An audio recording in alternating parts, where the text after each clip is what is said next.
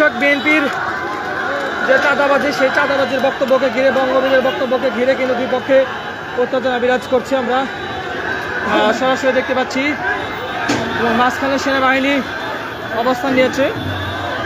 আমরা সরাসরি আপনাদেরকে লাইভে দেখানোর চেষ্টা করছি।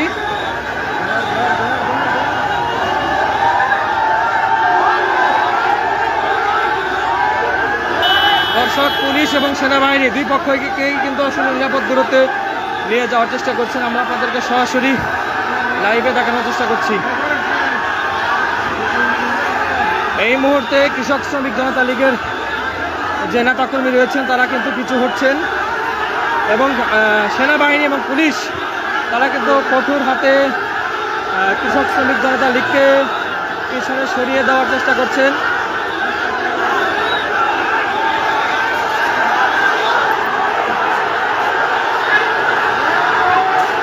এই মুহূর্তে কৃষক শ্রমিক জনতা লীগের নেতাকর্মীরা কিন্তু পিছু হচ্ছে, আপনারা দেখতে পাচ্ছেন।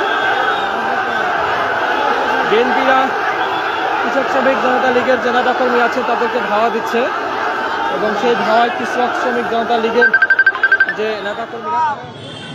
আমি গামছার ভাইয়েরা, রাজনীতি সবার করার অধিকার আছে, তবে বেয়াদবি করেন না, বেয়াদবি করা যাবে না, সখীপুরকে উত্তপ্ত করা যাবে না, উশৃঙ্খল করা যাবে না। পরিবর্তিত পরিস্থিতিতে প্রশাসন ভাইয়েরা দেখেছেন আমরা কতটুক ধৈর্য ধরেছি। রাত 3-24 ঘন্টায় এই তালতলায় কাটিয়েছি, রাত 3টায়ও দেখা গেছে আমরা তালতলা থেকেছি। কিছু কুকুর ছাড়া একজন লোকও থাকে নাই, আমরা কিন্তু থেকেছি। কেন থেকেছি? আপনাদের নিরাপত্তার জন্য। আপনাদের দোকানপাট লুট করার একটা ষড়যন্ত্র করছিল এই পরিত্যক্ত বাহিনীরা, আওয়ামী লীগের যুবদল, ছাত্রদল, যুবলীগ, ছাত্রলীগের নেতারা এবং এই গামছা নেতারা মিলা চাচ্ছিল সখীপুর লুটপাট করে বিএনপির কলঙ্কিত লেপে দিবে। কিন্তু সে সুযোগ শহীদ জিয়ার আদর্শের সৈনিকরা দেয় নাই, আজম খানের সৈনিকরা সেই সুযোগ দেয় নাই। আজম খানের চিন্তা ছিল সখীপুরের কোন মানুষ আহত হবে না, ব্যথিত হবে না, দুঃখ পাবে না, অনিরাপদে থাকবে না, শান্তিতে গমনবায়ু আশায় থাকবে, কার উপর কোন অত্যাচার জুলুম নির্যাতন করা যাবে না। সখীপুরের প্রশাসনের সর্বস্তরের মানুষ শান্তিতে ঘুমাবে, নিরাপদে নির্বিঘ্নে থাকবে, কেউ যেন তাদের উপর কোন প্রকার জুলুম অত্যাচার করতে না পারে। আমরা সেই ধৈর্যের পরিচয় দিয়েছি, আমরা সেই সাহসিকতার পরিচয় দিয়েছি, আমরা সেই আন্তরিকতা ভালোবাসা প্রতিফলন করিয়েছি। আমরা কাউকে কোন ধরনের হুমকি ধামকি এবং অশান্তি রাখি নাই, সকলকেই শান্তিপ্রিয় অবস্থায় রাখার জন্য চেষ্টা করেছি। আপনার সখীপুরবাসীরা তার প্রমাণ, প্রশাসন ভাইয়েরা তার প্রমাণ।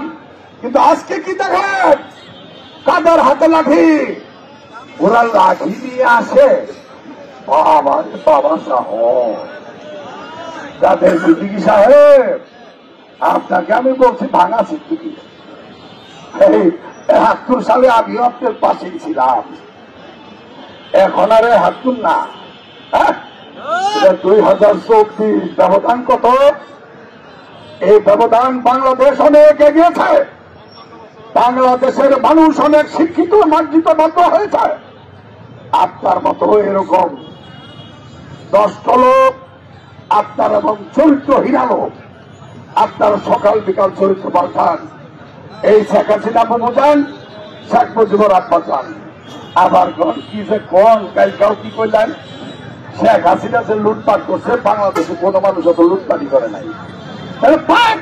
তার পায়ে ভুল জল দিয়ে, তার পায়ে নাকে খোঁজ দিয়ে কেন 7ই জানুয়ারি নির্বাচনে গিয়েছিলেন? তারা বাংলাদেশি মানুষের সাথে বেইমানি বিশ্বাসঘাতকতা করেছেন, আজকে আবার রাজনীতি করেছেন। আপনিও সেই আওয়ামী লীগের পরিত্যক্তা, আপনিও তো আওয়ামী লীগের দূষণ, আওয়ামী লীগের তো দালাল, ভারতের এজেন্ট। আপনি তো রাজনীতি করারই কোনো অধিকার নাই। কাজেই আমি আপনাকে বিনয়ের সাথে বলবো, বঙ্গবীর না ভুয়া সিদ্দিকী, কাদের সিদ্দিকী সাহেব, এই যে ভুয়া একটা নাম দিচ্ছেন বঙ্গবীর, আপনার কেরা দিছে এটা? স্বাধীনতা যুদ্ধে একজন বঙ্গবীর ছিল এম.এস. উসমানী।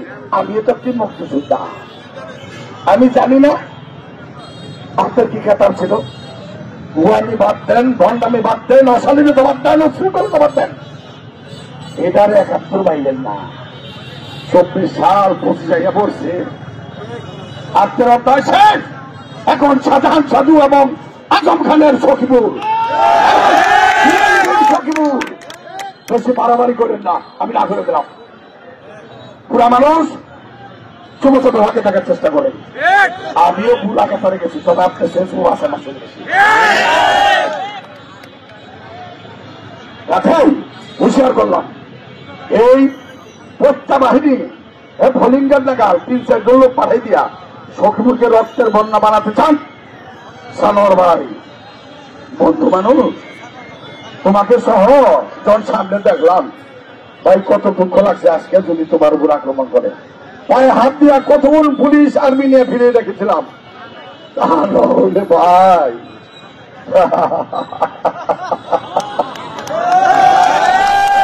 তোমার মনে নাই কোন সালে কুহিন্দা পড়াইছিল, কোন পায়খানায় কেনা ডুব দিছিল, কেনা মহিলার বোরখাবের দিকে পালাইছিল, তোমার বাংলাদেশের দিকে কোন দিকে পালাইছিল, কোন পথে গেছিল।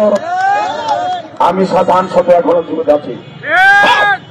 তুমি করতে পারবেন আমি মরার পরে, আমার বাহিনী মারার পরে, আমার যুবদল ছাত্রদল কৃষক দল শ্রমিক দল স্বেচ্ছাসেবক মারার পরে, আমার বিএনপি করার পরে, আজম খানের বিএনপি করার পরে, সাহিত্যের আদর্শের সঠিক করার পরে সৈনিকরা জীবিত থাকতে গেলে তুমি আর বাহাদুরিটা করবো না, কিন্তু না করবে কাদের সিদ্দিক এবং সামর দুইজন একটু বোঝার চেষ্টা করে। আমি কি করলাম একটু বুঝছো? আমি আর কথা বলুন না। অসুস্থ মানুষ কোন সমজানি শৈলে আগুন ধরছে 7 তারিখের কথায়।